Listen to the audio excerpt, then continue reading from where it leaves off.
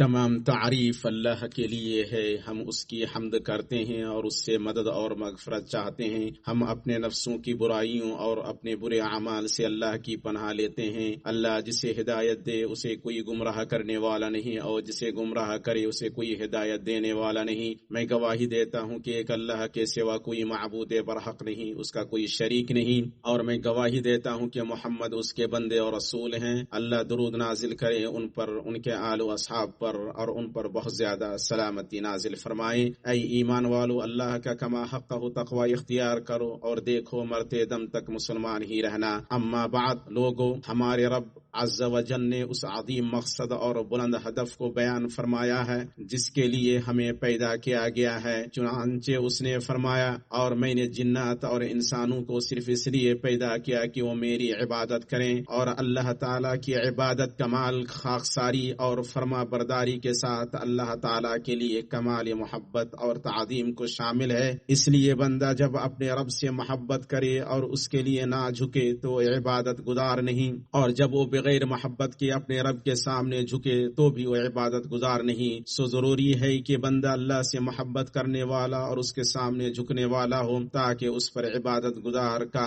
وصف صادق آئے۔ مومن پر واجب ہے کہ وہ اللہ تعالیٰ کے حکم کی مکمل تابعداری کرے تاکہ پوری بندگی کو بجا لا سکے۔ اللہ تعالیٰ نے فرمایا، اور کسی مومن مرد و عورت کو اللہ اور اس کے رسول کا فیصلہ آنے کے بعد اپنے کسی امر کا کوئی اختیار باقی نہیں رہتا، اور جس نے اللہ تعالیٰ اور اس کے رسول کی نافرمانی کی وہ سری گمراہی میں پڑا۔ زید بن اسلم روایت کرتے ہیں کہ ابن عمر رضی اللہ تعالی عنہما بیان کرتے تھے کہ نبی صلی اللہ علیہ وسلم نے دیکھا کہ ان کا تہبند نیچے لٹک رہا ہے، تو آپ نے پوچھا، یہ کون ہے؟ میں نے کہا، میں عبداللہ یعنی اللہ کا بندہ ہوں۔ آپ نے فرمایا، اگر تم اللہ کے بندے ہو تو تم اپنا تہبند اوپر اٹھاؤ۔ وہ بیان کرتے ہیں، سو میں نے اوپر اٹھا لیا۔ نبی صلی اللہ علیہ وسلم نے عبداللہ بن عمر رضی اللہ تعالی عنہما کو ان کے نام میں موجود عبودیت و بندگی کے تقاضے کے مطابق اس بات پر ابھارا کہ وہ اللہ تعالیٰ کے اوامر اور نواہی کی بجا آوری کریں، اور ان میں سے ہے تخنوں کے اوپر تہبند رکھنا۔ سو انہوں نے بات مانی اور حکم کی تعمیل کی۔ اللہ ان سے راضی اور انہیں راضی کرے۔ اسی طرح ضروری ہے کہ مومن کی پوری زندگی اللہ تعالیٰ کے لیے ہو،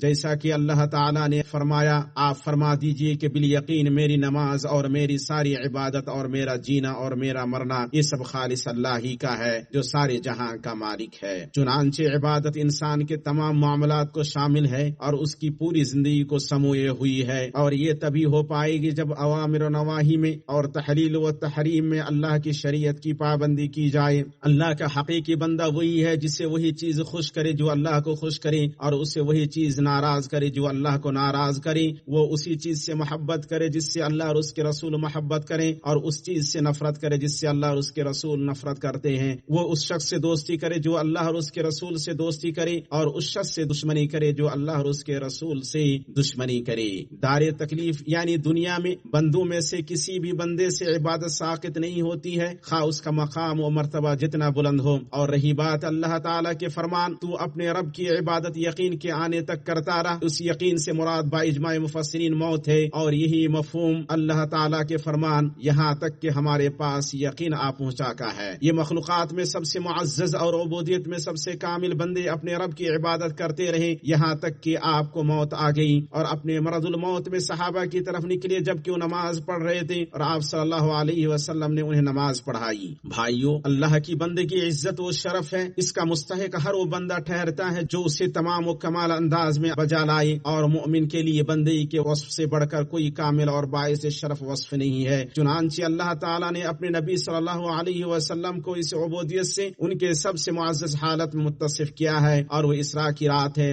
اللہ تعالیٰ نے فرمایا، پاک ہے وہ اللہ تعالیٰ جو اپنے بندے کو رات ہی رات میں لے گیا۔ اور اللہ کے چنیدہ برگزیدہ بندے اللہ کا بندہ ہونا ناپسند نہیں کرتے تھے اور نہ ہی اس سے خود کو بالا تر سمجھتے تھے، بلکہ اپنے رب کے لیے ان کی بندگی شرف کا بلند ترین درجہ ہے۔ اللہ کا فرمان ہے، مسیح کو اللہ کا بندہ ہونے میں کوئی ننگ و عار یا تکبر انکار ہرگز ہو ہی نہیں سکتا، اور نہ مقرب فرشتوں کو اس کی بندگی سے جو بھی دل چرائے اور تکبر اور انکار کرے اللہ تعالیٰ ان سب کو اکٹھا اپنی طرف جمع کرے گا۔ اور اللہ تعالیٰ نے اس کی عبادت سے تکبر کرنے والوں کی مذمت کرتے ہوئے فرمایا جو لوگ میری عبادت سے خود سری کرتے ہیں وہ ابھی ابھی ذلیل ہو کر جہنم میں پہنچ جائیں گے۔ ہر وہ بندہ جو اللہ کی عبادت سے خود سری کرے ضروری ہے کہ وہ غیر اللہ کے سامنے جھکے اور ذلیل ہو، اور یہ امر مشاہدہ ہے کہ اس طرح کچھ بندے اپنے جیسے بندوں کے سامنے جھکے اور انہیں بندوں کے رب کے مقام پر بیٹھایا، اور نتیجہ یہ ہوا کہ وہ ان کی غلامی اور بندگی میں گرفتار ہو گئی۔ انسان کی وہ زندگی جس میں وہ اللہ تعالیٰ کی بندگی کرنے والا ہو اور وہ زندگی جس میں وہ غیر اللہ کی بندگی کرنے والا ہو، دونوں میں بڑا فرق ہے۔ اللہ کا فرمان ہے اچھا وہ شخص زیادہ ہدایت والا ہے جو اپنے منہ کے بل اوندھا ہو کر چلے یا وہ جو سیدھا پیروں کے بل راہ راست پر چلا ہو۔ لہذا لوگوں میں کچھ ایسے ہیں جو اپنی خواہش کی پوجا کرتے ہیں، جیسا کہ اللہ تعالیٰ نے فرمایا کیا آپ نے اسے بھی دیکھا جس نے اپنی خواہش نفس کو اپنا معبود بنا رکھا ہے اور باوجود سمجھ بوجھ کے اللہ نے اسے گمراہ کر دیا ہے اور اس کے کان اور دل پر مہر لگا دی ہے اور اس کی آنکھ پر بھی پردہ ڈال دیا ہے۔ اب ایسے شخص کو اللہ کے بعد کون ہدایت دے سکتا ہے؟ کیا تم نصیحت نہیں پکڑتے؟ یہ بندہ جو اپنی خواہش کے حکم کی تعمیل کرتا ہے، اس کی خواہش جس کام کو اچھا سمجھے اسے انجام دیتا ہے اور جسے برا سمجھے اسے چھوڑ دیتا ہے، اس طرح وہ اپنی خواہش نفس کا فرما بردار ہے۔ اسے جس چیز کی طرف بلائے اس کے پیچھے چل پڑتا ہے، گویا اس کی پوجا کرتا ہے جیسے آدمی اپنے معبود کی پوجا کرتا ہے۔ اور لوگوں میں کچھ ایسے ہیں جن کے دل دنیا اور اس کے فانی ساز و سامان سے جڑے ہوتے ہیں، اس لیے دنیا ان کے دلوں میں دین سے عظیم ہوتی ہے۔ دنیا ان کی سب سے بڑی فکر اور ان کے علم کی انتہا بن جاتی ہے۔ اگر دنیا سے انہیں کچھ دیا جائے تو خوش ہوتے ہیں اور اگر نہ دیا جائے تو ناراض ہوتے ہیں اور دنیا کے لیے ہی دوستی اور دشمنی کرتے ہیں۔ آپ صلی اللہ علیہ وسلم نے فرمایا دینار کا غلام ہلاک ہوا اور درہم کا غلام ہلاک ہوا، چادر کا غلام ہلاک ہوا اور کمبل کا غلام ہلاک ہوا۔ وہ ہلاک ہوا اور ناکام ہوا اگر اسے کانٹا لگ جائے تو اس کے نکالنے میں اسے کوئی مدد نہ ملے۔ یہ کچھ مثالیں ہیں جنہیں نبی صلی اللہ علیہ وسلم نے بیان کیا ہے۔ اسی طرح ہر وہ بندہ ہے جس کا دل اللہ کے سوا اپنی خواہشات نفس سے جڑا ہوا ہو، وہ اپنی خواہشات کا غلام اور بندہ ہے، اس لیے کہ حقیقت میں غلامی اور بندگی دل کی غلامی اور بندگی ہے۔ بندگی کی حقیقت اس بات کو لازم ہے کہ انسان کو اللہ تعالیٰ کی غلامی اور بندگی کا احساس ہو، اور اس احساس کا مطلب ہے کہ مخلوق کی بندگی سے آزادی، جیسا کہ ربیع بن عامر رضی اللہ تعالیٰ عنہ نے رستم سے اس وقت کہا تھا جب وہ اس کے پاس گئی اللہ نے ہمیں برپا کیا اور اللہ ہم کو لایا تاکہ اللہ جسے چاہے ہم اسے بندوں کی بندگی سے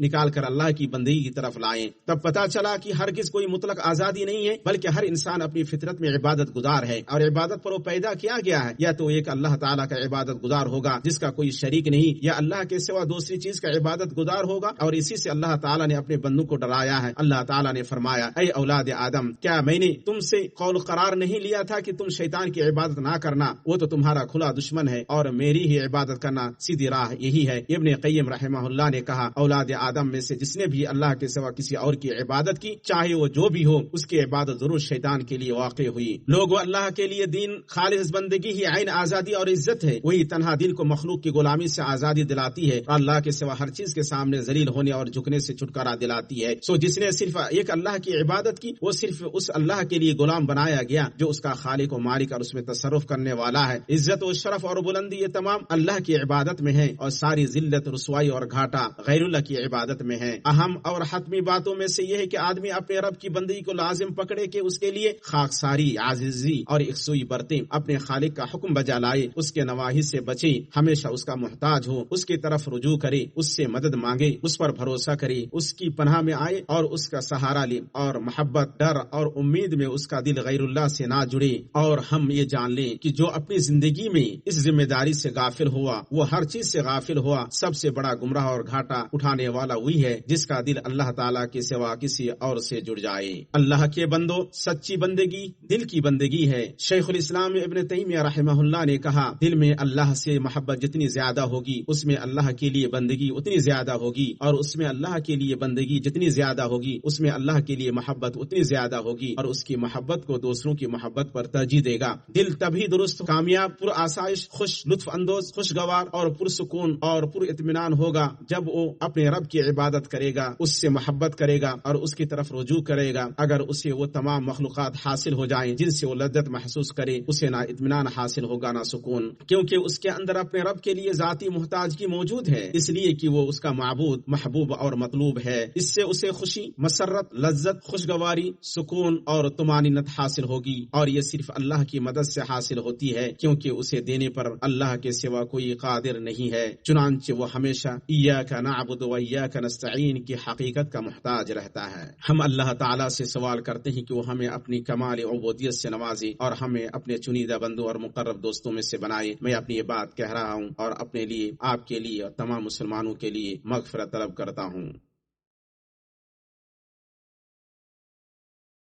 ہر طرح کی تعریف اللہ کے لیے ہے، جس نے اس کے سوا دوسرے سے عزت چاہی و ذلیل ہوا، اور جس نے اس کے طریقے کے سوا دوسرے طریقے سے ہدایت لی و گمراہ ہوا، اور جس نے اس کے سوا دوسرے سے مالداری طلب کی وہ خلاش ہوا۔ اور میں گواہی دیتا ہوں کہ ایک اللہ کے سوا کوئی معبود برحق نہیں، اس کا کوئی شریک نہیں، اور میں گواہی دیتا ہوں کہ محمد اس کے بندے اور رسول ہیں۔ اللہ درود نازل کرے ان پر اور ان کے آل و اصحاب اور دوستوں پر۔ اما بعد، اللہ کے بندوں، اللہ کی بندگی میں سے یہ ہے کہ بندہ اللہ سے حسن ظن رکھے، اس کی تقدیروں پر بھروسہ کرے اور اس کی رحمت اور مہربانیوں کی امید رکھے۔ اللہ کے فضل و رحمت میں بندے کی تما جتنی مضبوط ہوگی اور یہ امید جتنی پختہ ہوگی کہ وہی اس کی حاجت پوری کرے گا اور ضرورت دفع کرے گا، اللہ کے لیے اس کی بندگی اور غیر اللہ سے اس کی آزادی اتنی زیادہ مضبوط ہوگی۔ اللہ کے بندوں، جن حالات میں بندے کے نزدیک اپنے رب کے لیے اس کی بندگی کی حقیقت اور اس کے ایمان کی صداقت کے دلائل جلوگر ہوتے ہیں، ان میں سے وہ مصائب اور آزمائشیں ہیں جن سے اللہ اسے آزماتا ہے۔ ابن قیم رحمہ اللہ نے کہا، اللہ تعالیٰ بندے کو ہلاک کرنے کے لیے نہیں آزماتا ہے، بلکہ اسے آزماتا ہے تاکہ اس کے صبر اور بندگی کا امتحان لے۔ جیسے خوشحالی میں اللہ تعالیٰ کے لیے بندے پر بندگی واجب ہے، اسی طرح تنگ حالی میں بھی اس پر اللہ کی بندگی واجب ہے۔ جیسے اس پر پسندہ حالات میں اللہ کی بندگی ہے، اسی طرح ناپسندہ حالات میں بھی اس پر اللہ کی بندگی ہے۔ بیشتر مخلوقات پسندہ حالات میں بندگی بجا لاتے ہیں، جبکہ شان ناپسندہ حالات میں بندگی بجا لانے میں ہے۔ اس لیے اللہ کے بندوں، ہم پر واجب ہے کہ ہم مشکلات اور آزمائشوں کے وقت صبر جمیل سے لیس ہوں اور ناراضگی، بے صبری اور اللہ کی تقدیروں پر اعتراض جتانے سے باز رہیں، اور ان لوگوں میں سے نہ بنیں جنہیں جب کوئی مصیبت پہنچتی ہے تو نا امید ہو جاتے ہیں اور امید کھو بیٹھتے ہیں، عمل کرنے سے بیٹھ جاتے ہیں، اور انہیں وہی فکر لاحق رہتی ہے جس نے ان کے ذہنوں کو مشغول کر رکھا ہے اور ان کی حالت بدل دی۔ حالانکہ وہ اگر سوچتے اور دنیا کی طرف بصیرت کی نگاہ سے دیکھتے کہ وہ فنا ہونے والا وقتی سامان اور زائل ہونے والی متاع ہے، تو وہ اس میں موجود چیز سے خوش نہ ہوتے اور اس کے مفقود پر غمگین نہ ہوتے۔ ہم دین میں عقل و بصیرت والوں سے عبرت لیں جو رب العالمین کی بندگی بجا لائے، اپنی موت سے پہلے اعمال کیے اور اپنی باقی رہنے والی زندگی کو زائل ہونے والی زندگی کے بدلے خریدا۔ حسن بصری رحمہ اللہ نے کہا، میں نے کچھ لوگوں کو پایا جو دنیا کی کسی حاصل ہونے والی چیز سے خوش نہیں ہوتے تھے اور دنیا کی کسی فوت ہونے والی چیز پر غمگین نہیں ہوتے تھے۔ مسلمانوں، اپنے رب کو ایک جاننے والا، اس کی عبادت کرنے والا عزت و شرف میں ہوتا ہے، کیونکہ اس نے اپنے دل کو اللہ سے جوڑا اور اس کے لیے خاکساری دکھائی، گرچہ اس سے اس کی دنیا کی وہ چیز فوت ہو جائے جو زندگی کے طلبگاروں کے لیے خوشگوار ہوتی ہے، وہ بہرحال اپنے دین اور دنیا میں عزت و بلندی کے ساتھ ہوتا ہے۔ جب دنیا بندے کے دین کو باقی رکھے تو دنیا کی جو بھی چیز اس سے فوت ہو جائے اسے کوئی نقصان ہونے والا نہیں۔ تمام